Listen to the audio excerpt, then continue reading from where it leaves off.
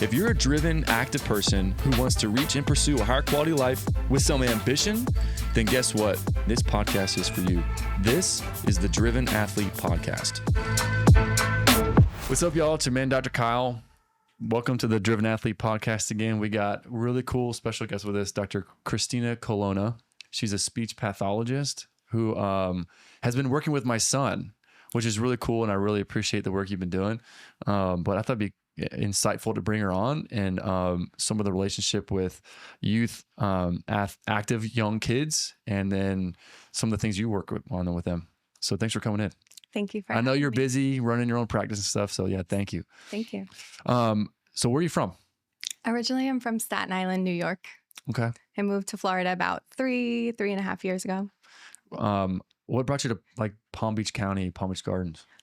Honestly, it was just somewhere I used to vacation. And So you're when it was time to move, it felt like a familiar place. cool. Well, good. Well, welcome. Thanks. I'm glad you're here because then, we're getting help, why pursue speech pathology?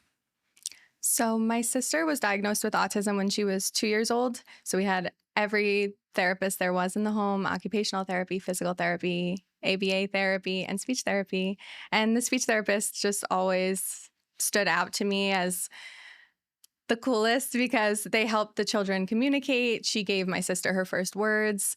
And now I say I like to give other parents their I love yous too, because it's such a cool thing to go from nothing to any form of communication. Yeah. I mean, that's extremely impactful. Yeah. Her first words, Yeah. Well, that's cool. That's great. Where'd you go to school? I went to school at Touro University and then Columbia University in New York City.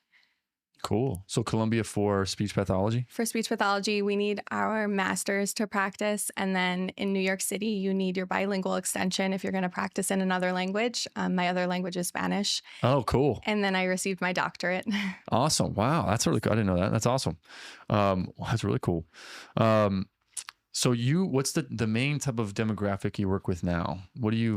I'm a pediatric practice, so I see birth through 18, but I would say the primary clientele that I see is birth through 5, a lot of late talkers, expressive language delays, children who just don't have enough vocabulary yet. So what would make a parent reach out? Do you feel like they're just delayed in speech, swallowing, drooling, what kind of stuff do they? Yes, a lot of, if they're not hitting their speech milestones. So typically by around 18 or 20 months, a child should have 10 to 50 words. And if a parent is seeing that their child is not using any words by that time, they usually give us a call. And I'm also a myofunctional therapist. Myo means muscle, and functional is working. So we look at how the muscles are working in the face and the mouth. And a lot of parents call if their child is mouth breathing, drooling. Maybe they went to an ENT, an ears, nose, throat doctor, and they said they have enlarged tonsils, and that they should check out a myofunctional therapist. So parents just call me inquiring about that. Interesting. And that's exactly what we did, because my son, he's 3, but he, we just excessive drooling. He just, he's a cute kid. He talks funny, So cute. he just, so I didn't think that was really an issue. Like the way he's saying words funny, Yeah. it's just cute. It's a good video recording opportunity when you're like, I want to record that. Yeah. But that's why we reached out. We're like, I wonder if there's, some adenoid or tonsil inflammation.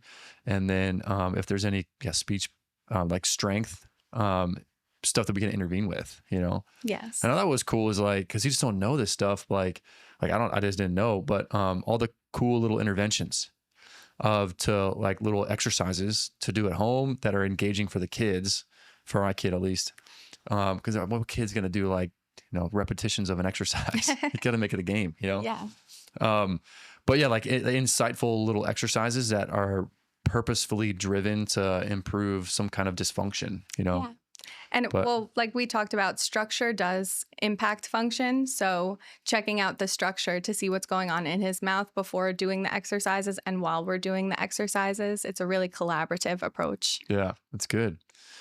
Explain tonsils or adenoids and tonsils. Okay, those the same thing? You're not. Okay, yeah, explain. But you can see them in the mouth. Tonsils, if you just have your child go, ah, if they are enlarged, you will see that they are enlarged. So we use sort of a grading system to see how enlarged they are.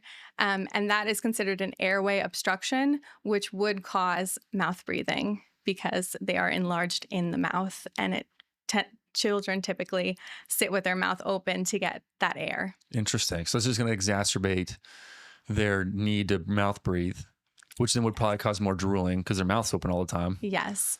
And that low tongue resting posture. So whenever we say mouth breathing, we're assuming that the tongue is resting at the bottom of the mouth, when really normal resting posture is our tongue suctioned to the top of the mouth. Like you're sitting right now with your mouth closed and your tongue is suctioned to the top of your mouth. Weird. I feel it. That's how it should be. Think about that. Yeah. Interesting. So we teach children where to put their tongue in their mouth. But of course, we can't change the structure. We refer out for that. So that's why adenoid inflammation is what you're saying. Yes, or a tonsillectomy. Yeah. Or children who sit with their tongue low in their mouth typically develop a high and narrow palate. And when your palate is too narrow, your palate is the top of your mouth. And when that's too narrow, your tongue actually doesn't have a place to rest. It's too small. So that it's kind of like a catch-all because then they have to rest with their tongue low because there's no room at the roof of their mouth. Yeah, so it just feeds itself. Yeah, that's like early intervention matters. I've actually, I have heard that with relation to like thumb sucking. Yeah, where the suction in the thumb that replaces your tongue posture, but then it forms your palate and teeth form around your thumb. Exactly. And you can see like is this all accurate? And like the top teeth like do a curve like this a dome? Is accurate. That's the same with pacifier use. So usually when a child comes in and they smile, I can tell exactly if they've been on the pacifier a little too long or are thumb sucking because of how their dentition is. It's interesting. I bet if you saw my daughter, you would know that she sucks her thumb. She's 5.5. We're weaning her out of it now, which is tricky, you know? Gotta do it. I know. They make a lot of tools for them now for your hand. What we've tried to do is we have like an Elsa glove, you know, like the Princess Elsa. We're like, you're going to wear your glove tonight. She's like, but I don't want to. It tastes bad. I'm like, yeah, I know. That's the reason why we're doing it. So you don't fucking thumb. She's like, I promise I won't. I'm like, I know you. You know you. You know that I know you. You ever see that movie, Dodgeball? No? Yes. Yeah, so she has like, you can tell like her upper teeth, you know, they're more curved to upwards in the middle than the front. I was also a thumb sucker, so it can be fixed. Yeah, I was as well. I remember I used to like wrap like a fruit roll up on my thumb and then eat that. Suck that. Did you do that? I've never heard of that. No, yeah. I was just a weird kid, maybe. No. So then what tonsils, okay, where are those located, like versus the adenoids? Tonsils are right in the back of your mouth. Your adenoids are in your nose. Oh, okay. All right. So that's another thing that impacts people are like deviated septums. That would be considered another airway obstruction where people are going to mouth breathe because their airway, like one side is deviated. So they are only getting air through one of their nostrils. Interesting. Oh my God. I think I told you this, but at our first appointment, Colt, one of the first things we were noticing, Colt was like not breathing well through his nose.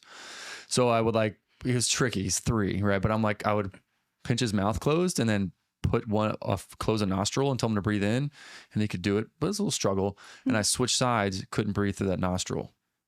So we went to the ENT. Yes. And right before the appointment, he was like laying back on the table, just kind of like messing around. And my wife was looking at him and saw something in his nose, literally a couple seconds before the doc walked in. She's like, oh my gosh, there's something in there. And what was it? It was a sponge. Oh, yeah. Yeah. There was a sponge lodged in one of his nostrils. And my wife was like, okay, doc. So like we were here because of speech issue. We're not really sure when we want to get an insight with you, adenoids, tonsils, ENT doc investigation, whatever. Well, we just saw something in his nose. Can you check? took some tweezers and pulled out a sponge piece. Yeah, it was nasty. Talk about an obstruction. Yeah. That'll do it. I was like, no wonder this has been facilitating an issue. Or I like, wonder how long it was in there. exactly. But he was on antibiotics because it was not a good site, you know? And he was like, yeah, it's inflamed in there. And like, it's red. The sponge looks really nasty. Like, you're going to be on antibiotics. But I was like, man, it's definitely, you know, how did you get that in there, dude? What are you know, like, what are you doing, man? Yeah. Funny kid, man. But anyway, so we reached out to you, right? Because we were like, we want to improve all this stuff. How do you pick and choose specific like exercises or interventions? Like, all of our exercises are coded by your lips, your tongue, and your jaw, your face muscles, basically. And we see where the weakness truly lies. So all of our exercises, if I have him do the evaluation and there's 5 tongue exercises and he flies through them, I know that the tongue is not really the weakness. But what children tend to do is compensate because they have had this inefficiency for a while. So some children can move their tongue, but they have to move their jaw with their tongue. So their jaw and their tongue move as one. That's considered a compensatory strategy, which we want to break them out of. Your tongue should be able to move independently, your lips moving independently. So really the evaluation is the most important piece where they're doing all of the exercises and you can kind of see where the weakness lies. And of course, you're looking at the structure and seeing if you see a tongue tie, a lip tie, a buccal tie, anything that might be impacting that. Again, we have to refer out for those. yeah. So tonsils, adenoids, lip tie, tongue tie, buccal tie. Yeah. Those are structural, deviated septum. Those are structural things that would need to be intervened with, that would be in good conjunction with speech therapy exercise. Yes. To comprehensively like improve the issue. Yes. Typically, especially with a tongue tie, that means the bottom part of your tongue is being restricted down.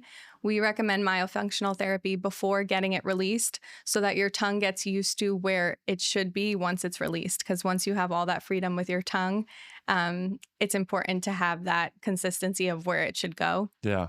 But same with the narrow palate that we talked about before. Yeah. A lot of children in Florida, I'm noticing, have palate expanders. They go for expansion to, again, widen the jaw so that there's room for the tongue. And we do myofunctional therapy in conjunction with the expansion. Would that be like orthodontist? Yes. Interesting.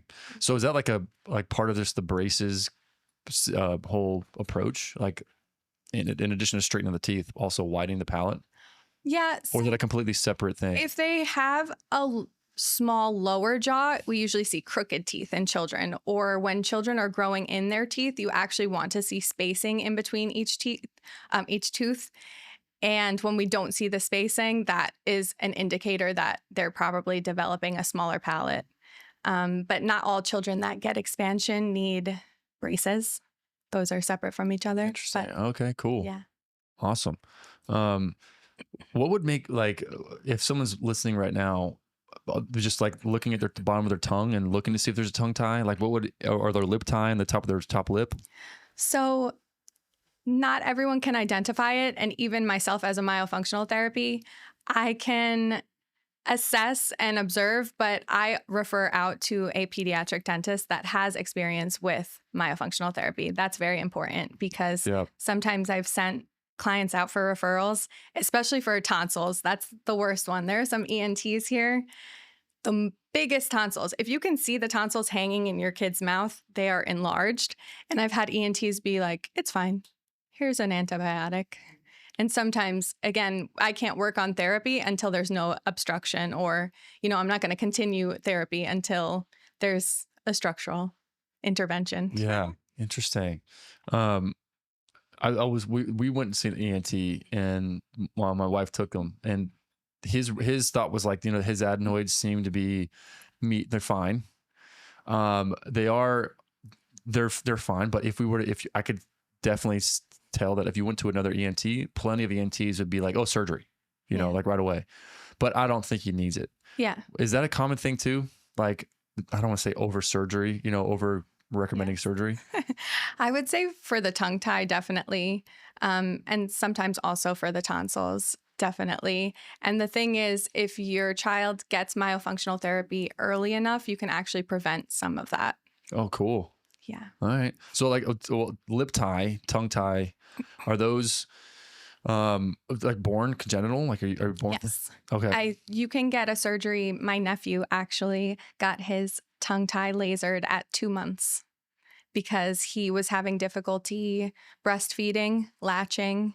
Those are the signs for our infants that there's an issue. Yeah. Maybe colic, reflux. Yeah. That's why our intake is so informed, because we want to see how they're sleeping, how they're breathing during the day, how they're eating. Yeah. So not latching. That's interesting, because I know it's a difficult thing, especially for the first baby, like our first, it was just challenge. It's challenging. Yeah. But I didn't consider that, it could be like a tongue tie, lip tie issue. Yes. Or a buccal tie. Yes. Interesting.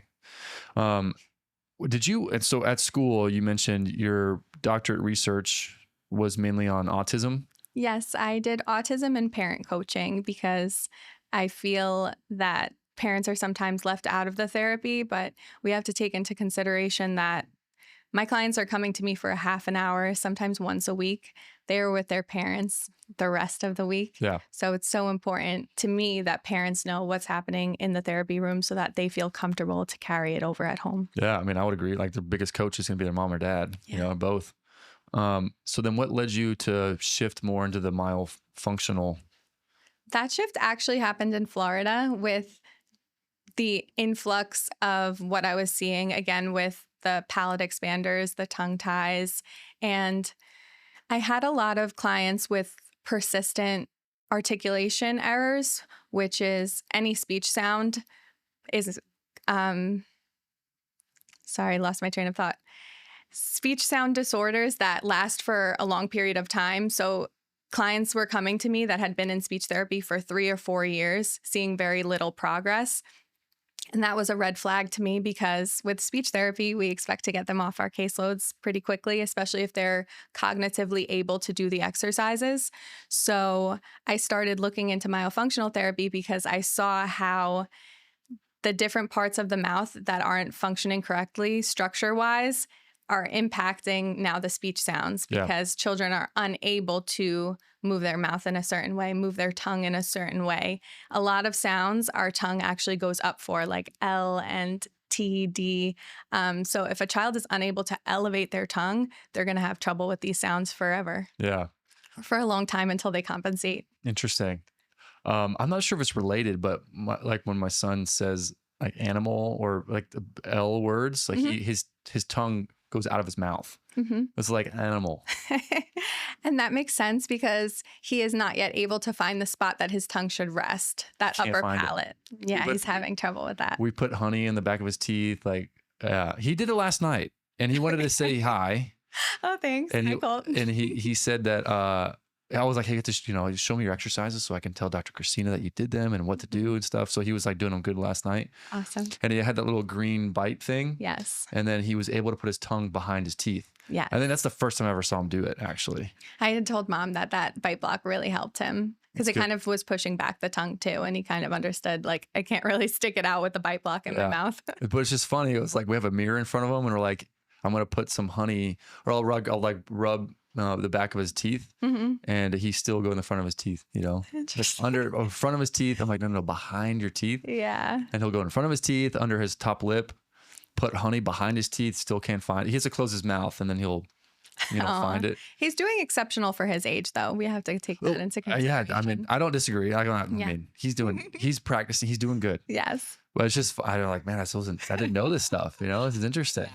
It's super interesting. So for him, all right, would you say it's lip weakness or tongue weakness or both? Both. Okay. I think he has a lip insufficiency with his lip just being pulled up and not being able to make that labial seal. But he does struggle with finding his tongue in his mouth as well. So that's just more awareness. We're retraining him where to put his tongue. Yeah. The proprioception, I would imagine, right? Like, okay. Interesting, man. That's just cool. I'm glad we're working on it.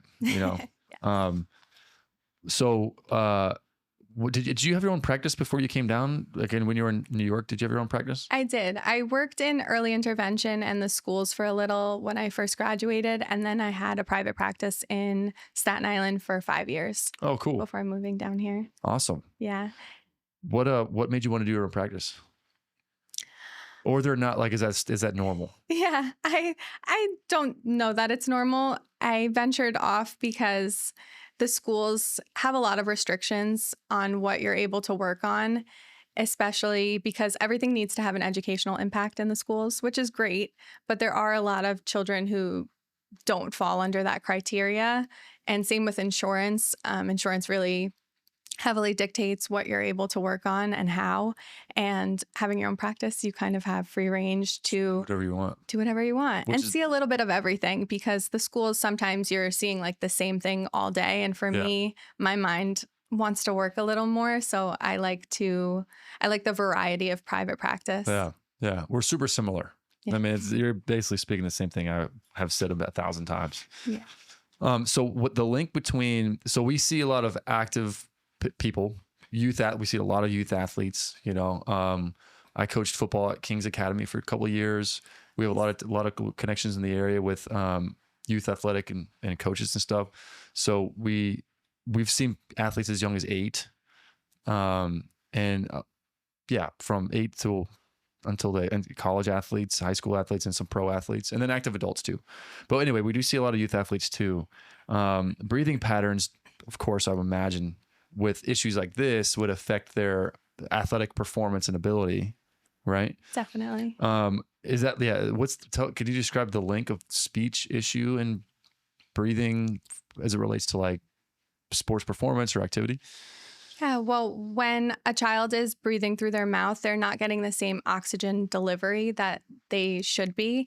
And a lot of what I see in my little athletes that come in for speech and myofunctional therapy is actually over breathing, where they're taking in too much air and they're actually working harder than they need to. So that decreases their endurance because they're actually overworking themselves. So teaching them good diaphragmatic breathing. A lot of our children, we talk about thoracic chest breathing, where we're breathing through our shoulders. And once children really understand it, it makes a huge difference. We do so many exercises like bear crawls and lunges and high knees in my sessions, because children can breathe just sitting like this. But as soon as you put them in movement, which kids are always moving, that's when they lose it and you realize they can't generalize it yet. So the movement piece in our sessions is very important, because it just teaches them how to move during their breathing. So when you describe like they run out of, what about like running out of air? Is that also a common, like when they feel strained, rust, or like hyperventilating? Yes. And then they run out of air when they're trying to talk, exercise? Yes. So that has to do with the subglottic pressure, which is the air pressure in our vocal folds. And when there's too much, some kids talk really fast because they have to get everything out on one breath. Or some kids are really quiet because they're not taking a full breath to be able to articulate. So it can go both ways. Interesting. Subglottal. I'm like, okay. That's where your vocal cords are located. Yes. Interesting. Okay. I never really knew that stuff. Yeah. That's cool. That's interesting. So with diaphragmatic breathing, chest breathing, the tongue position, like how does that play a role? Well, if you are breathing through your mouth with your mouth open and your tongue rested low, then we can almost always assume that you're not breathing with your diaphragm, because for that diaphragmatic breath, you're breathing through your nose, your belly is expanding. And then a lot of kids learn, I don't know if this is like a gym class thing or who teaches this, but breathing in through your nose and then out through your mouth. I've heard it a bunch of times where people say in through your nose, out through your mouth. And I'm like, in through your nose, out through your nose. I love that. That's what we're teaching. That's a good question. I don't know where I've heard that. I mean, I've heard that 1,000 times too. I don't know like where that came up. I would imagine it has to be just a mental, like a mental game exercise just for, mental And there's nothing, mental I'm health. sure there's nothing wrong with it for Yeah. maybe regulation and relaxing. Yeah. And there are times where Yeah. we need that breath through our mouth. But for everyday breathing, it's important to let children know it's in through your nose, out through your nose. So Yeah. that, because again, everything is about where your tongue is resting. You're not able to get that diaphragm breath if your tongue is resting low and your mouth is open. Interesting. I'm trying it right now. It's weird. I was going to ask something. Children run out of air. Stuttering.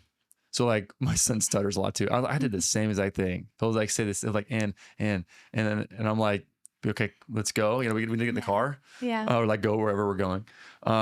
Does that, I would imagine that also affects them running out of air, or because their ability to like just not articulate what they're trying to say, and it feeds in a poor breathing pattern. Well, what I'm going to tell you is don't rush Colt anymore. Okay. Because we want low pressure, to be able to take our time when speaking, and to get into our speech slowly. So for stutterers, we say a slower speech, maybe a little rhythmic. Okay. Yeah. Good to know. I'll do that today, you know, like totally change trajectory. So it's some kind of pressure, too little pressure, too much pressure, and then unstable pressure. What's that lead to? Great question. Well, like what I mean is like you wrote down like weak and imprecise consonants, too much pressure, excessive tension and distortion, and then inconsistent articulation, just with unstable pressure. So too little pressure means not enough breath to get out the full sentence. So those consonants, maybe they're dropping the ends of words. You know, if you've ever heard a kid who isn't finishing his words completely, that's too little pressure. Okay. Too much pressure. Too much pressure. Excessive tension and distortion. Yes. So that's what I was talking about with people who are maybe over articulating and they're rushing out their words. So then it's imprecise because they're talking so fast. It happens a lot when kids are reading and they're reading so fast that if you're reading the same thing, you notice that they're dropping off words or mixing things up. And you think maybe it's a reading problem, but sometimes it's a breath problem because they're not taking a big enough inhale to be able to finish the entire sentence and to continue on reading for a full paragraph. Yeah. Okay, cool. And then unstable pressure with just inconsistency. Yes. Same thing. Yeah. Either or. So how do you teach kids, like imagine like a 4-year-old or a 5-year-old or something, like teaching diaphragmatic breathing? Like how do you go about that? We have a couple of exercises. We try to keep them playful. I like to lay kids on their back and say we're taking something for a ride, because if you put something on their stomach, they can see the little object raise when they're taking that belly breath. If they're not taking a belly breath, that little object, whatever it is not going to move. That's a really fun one. And then for kids that are maybe using their shoulders to breathe a lot, I lay them on their stomach and their head is in their hands and they take a big breath and we should be able to see it on the floor. Like they're pushing away from the floor and we see that belly moving and we take the shoulders out of it because they're laid on their stomach. Oh, cool. Yeah. Good. Yeah. Okay. So with parents not monitoring their parents' breathing or their kids' breathing, what do you recommend for parents to like keep an eye on this? So like watch them when they breathe, just breathing at rest, should be quiet nasal breathing.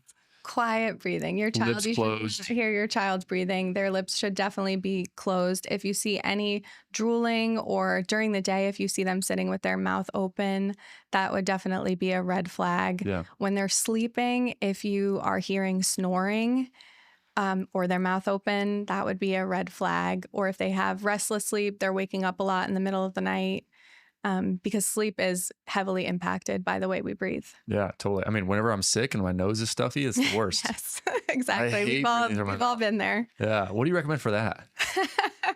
Well, something for airway, it's called a boom boom stick. Have you ever seen it or heard of it? It's like this little stick that clears your airway, or they also make nasal sprays. Yeah. Those are the best. Just nasal spray or the boom boom stick. Okay. For sure. And then if you're a mouth breather as an adult, and you have no airway obstruction, you can also try mouth taping. It's very popular now. I only recommend it if I know that there's no airway obstruction because you don't want two obstructions. Yeah, totally. But mouth taping works. I was going to ask, so mouth taping, it's a good one as long as your nose is good. Yes. What about the nasal strips to like open up your nostrils? I've seen those. It's not something I've recommended because I don't know much about it. We're more into the mouth tape. Okay. But I'm sure anything that opens up your airway is a good thing for sleeping, at least. I've had people, a good number of people, like they said they've done mouth tape. Because we talk about sleep posture a lot with everybody, just with neck pain, shoulder pain, back pain, whatever. And people are like, well, it's hard for me to lay on my back or whatever because I'm a mouth breather. I'm like, okay, incline your pillows, try mouth tape. As long as your nose is good, I'm not gonna try to like make somebody suffocate in the middle of the night. Getting the one that has the slit in the middle. There's only one that I recommend. It's called Myotape. Okay. And it's a really good brand. All right, good to know. I'll keep that in my back pocket. But yeah, I actually had another patient that they were getting palate therapy. They're like an adult, right? Mm-hmm. They're a grown guy. He was in his 40s, and he was going to a manual therapist, a craniosacral type of therapist, and getting palate therapy where he's spreading his palate. Yeah. Have you heard that before? Yeah, palate expansion. That what means like manual versus like orthodontic. Oh no! What did they do for that?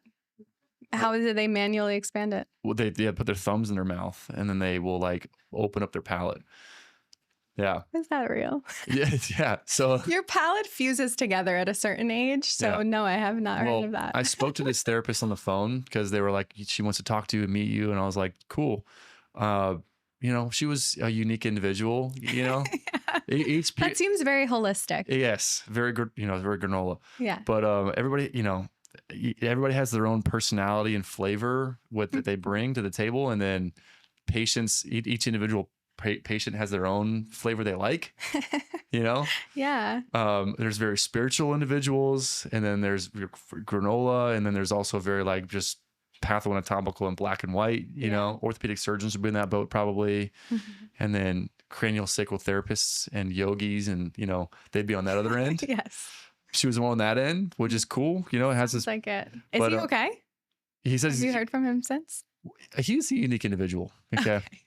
A lot of interesting stories I can tell you off the mic, but he was probably a mouth breather as a kid. Probably. That's why it all goes into adulthood. You don't know how hard dating is once you look at someone's mouth and everything gives you the ick. Interesting. A lot of adults with deviated septums that need that fixed. Huh. That's good. It's also interesting. Mouth breathers. Yeah. It's funny is like as a PT, like we'll do the same thing with just like walking patterns or posture and like the way they move or whatever. Yeah. But you do that with. You can't unsee it. It's so funny. Yeah. So what do you look at? What do you look at for that?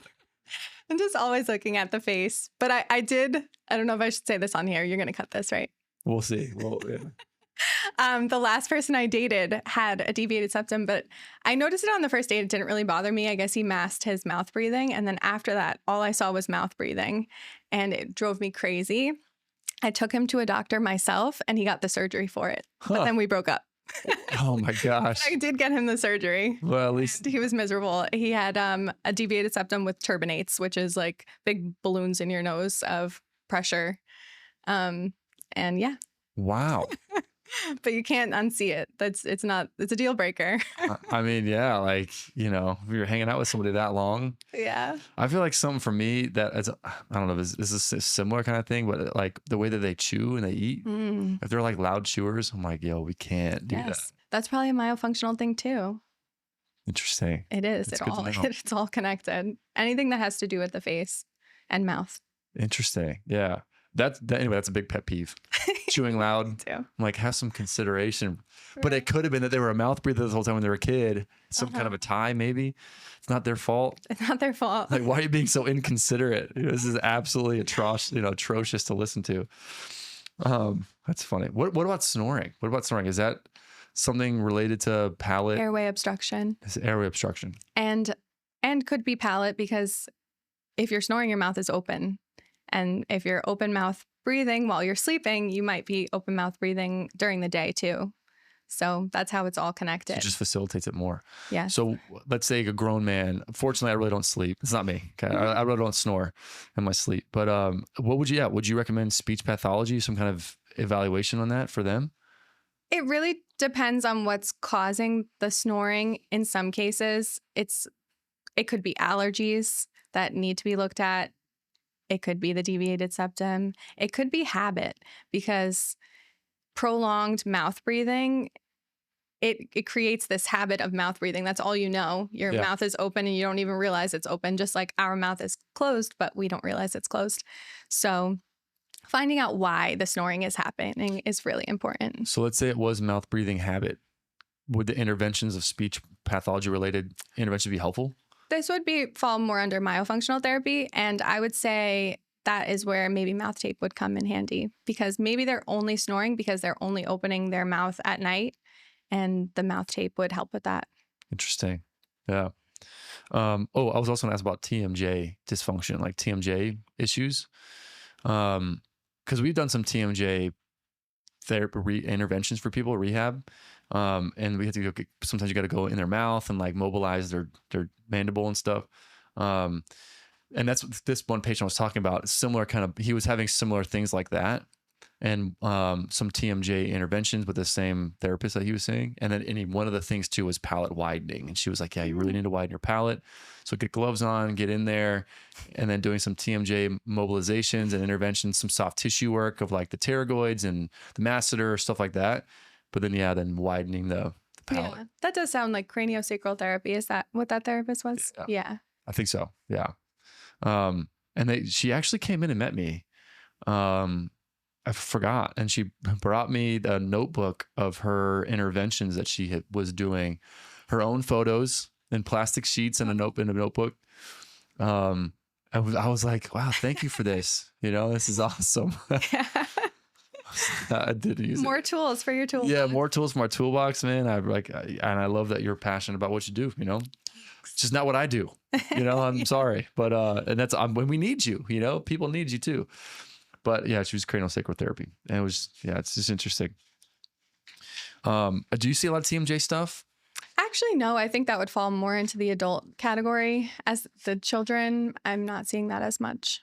Okay, I know some like older teenagers, can develop some neck stuff like that. But it's interesting is like the relationship between neck issues like cervical dysfunction and then TMJ.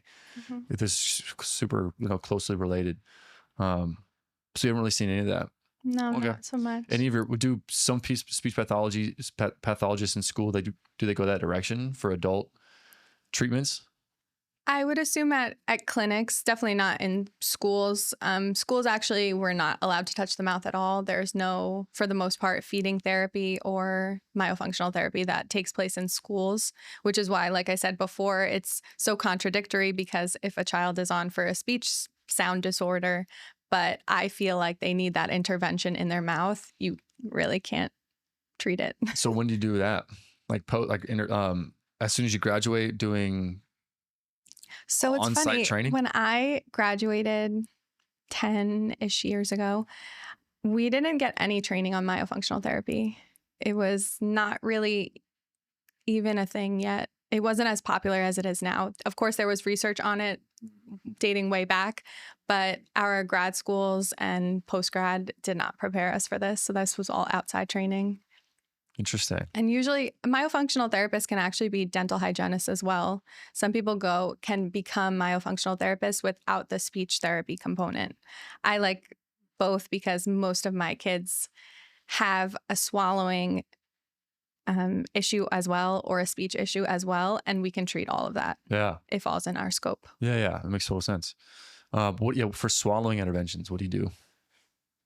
Like, how do you teach that? Depends. There is a swallow and sip little program in our myofunctional program, and it all falls back to, again, tongue posture and tongue placement. Okay. So we swallow without food first, with our tongue up and just our saliva, and then we introduce food. But we have to take into consideration the tongue, because we don't realize that our tongue is what's pushing the food back, right? So a child who has a tongue tie, whose tongue is restricted down to the bottom of their mouth, they're not able to chew their food on both sides of their mouth, which is also very important. So we need to make sure that their tongue has had enough exercise and is able to move, lateralize. A good check for that is seeing if your child can touch their molars with their tongue. That's how you know that their tongue can go in all directions. They're able to move their food from side to side with their tongue. And then the elevation piece, like being able to put your tongue to the roof of your mouth, is how you push the food back. Yeah. So kids who chew with their mouth open are probably restricted in some area, and they're compensating. They're chewing with their mouth open. They might only be chewing on one side of their mouth or just in the front of their mouth. They might, usually in swallowing therapy, after, I think I did this with Colt. He ate something. And afterwards, I had him open his mouth because I wanted to see if there was any residue on his tongue so that I would be able to determine if he was propelling his food back. Yeah. And there was no residue. All right, he was good. When he wants to be, he's a good eater. Yeah. He was not the best eater of all three of my kids. Mm. My baby right now, oh my God. You've seen Mav, right? Maverick? Oh my gosh, she's a tank. All your kids are so tall too. Pretty tall. I'm like, you're only 3? Yeah. He's as big as some of my 6, 7. Really? Yeah. Wow. Okay. He's tall. Yeah. We'll see. But yeah, he didn't eat the best of all of our kids. But he eats good now. Like when he wants to, he can eat. When he's incentivized, Yeah. And it's interesting is though he did not suck his thumb and my baby did not suck his thumb. But your oldest. My daughter did. Interesting. Yeah. Colt would suck his hand like this. Mm. He would suck right here and he would have a blister. Mm. Yeah. So he couldn't find his thumb. And my wife, Nicole, was like, just find your thumb. You'll fall back asleep. Aw. And I was like, well, we don't want him to suck his thumb, right? Yeah. I'm talking to you. We're like, I'm definitely glad we didn't, Yeah. I'm going to be a little more like rigid, I think, starting tonight with my daughter. Be like, we're done. Yeah. You can wear the princess glove. You can wear both of them. Pictures of funky smiles and be like, this is what you're going to look like. Do you want to look like this? Yeah. For prom when you're 16, 17? Exactly. She's not ready for that. She doesn't know what that is yet. No, I'm not ready. I'm not ready for that. But yeah, so yeah, they both didn't suck their thumb, which is a good thing. Mav hasn't done any of that at all, Right. like any hand sucking or anything. Does he have a pacifier? No. Perfect. None of them really took. My daughter took a pacifier a little bit, and then switched to her thumb. We say to get the pacifier out by 12 months. Oh. 11 to 12 months. Okay, yeah. We see, I've seen 4-year-olds on a baby bottle still. No. A baby bottle. What's that conversation look like?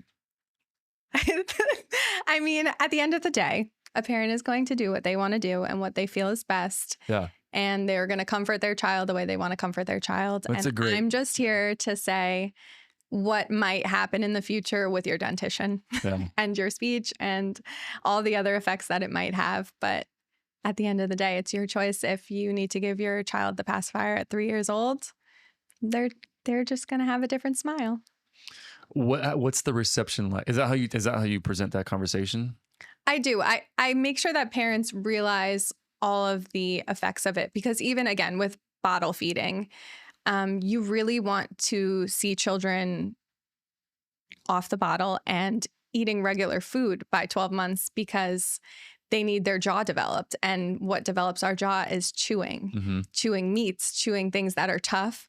Otherwise, you see the buccal fat pads for longer, where kids would have chunky cheeks for a really long time because their jaw is not developing.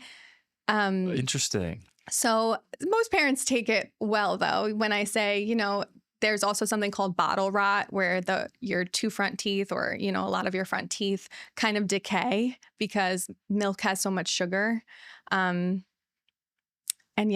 formula and all those things. So parents are usually pretty receptive, but some parents are like, I just can't. He just won't give it up, or he cries. And we try to do, a pacifier fairy and all the things. But, sometimes parents just say that it is what it is and they're not ready. And that's your family's decision. Okay. That's, I don't know. I'm only here to educate. Yeah. I'm sure you see a lot more moms than dads. Yes. Yeah. Do any dads besides myself come in? Well, you don't come in anymore. Yeah, I know. It was the first time there. Maybe for an evaluation. For an evaluation, I usually see both parents. And then after that, it's mostly moms. There's about 2 dads that come in currently. Oh, okay. 2 of 30. Yeah, I bet. Yeah. I mean, moms and dads, I mean, I totally have I just have a different lens, you know, and like, so does my wife, you know, which we need that. It's super important. Yes. Yeah, I'm like, I'm not as affected by crying, you know? Yeah. I am affected Kids by it. usually behave better with their dads. I sometimes wish dads would bring them in. There's one little girl, I tell the mom, I'm like, she's playing you. Because when dad brings her in, there's not one tear. She's in and out. Happy smiles. I had my own opinion on that. I totally agree, in my opinion. It's because they know they can manipulate mom. Yeah. Yeah, I'm usually like, no. The answer is no. You know, I'm sorry. They're like, we're doing this. This is the option, you know? Yeah, as soon as mom gets home, it's like a lot of whining and crying and I'm like, they were not like this 5 minutes ago. Yeah. Like, I see it all the time. it's so funny. But you know, that's just, they're more comfortable with mom, you know? That's what I've heard. The best explanation, a more comforting explanation was that the kids feel more comfortable with mom to express their true feelings. I was like, it's a very nice, soft, sugar-coated way to bring it up. Yes. But it's really funny because my kids do the same thing, man. As soon as my wife gets home, man, it's like, man, we were chill. We were having fun. Well, I see all 3 of them when they come in. Yeah. Oh, yeah. Oh, yeah. Blakely comes. How is she in there? Loves to play. Oh, yeah. She wants to be right back there. She's like, do you want me to walk you back? Yeah. Oh, and she'll come back with us. She's awesome. She's adorable. Have you seen her teeth? I'm sure you've seen. I have. Yeah. You were like, you suck your thumb. Yeah. Okay. So you knew. I forgot that she wanted to come see you because they go after she picks her up from school. Mm-hmm. That's really funny. She was pushing someone on the swing the other day. She gets right up in there. Yeah. She's very friendly. She tells all the stories. She gets all up in there. Yeah. Yeah. They're energetic for sure. But hopefully not too distracting. Like not at all. Okay. They wait in the waiting room. They just like to come back initially and maybe at the end. Okay. It's fun. Good. I allow it. You know, we're very easy there. Friendly. Yeah.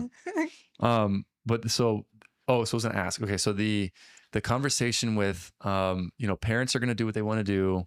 They if they're not ready, they're not ready. Has anybody given a really bad response, been like, I can't believe you bring that up, we're not doing that at all? Or if people are usually understandable? Most parents say, I know.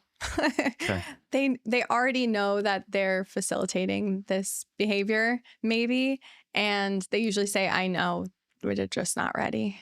Okay. So anybody ever blow up on you? No. Okay, good. I think my delivery is kind enough that, and again, they trust the professional advice, an opinion. And again, it's just my opinion. Yeah, right, exactly. They can do whatever they want and go anywhere they want.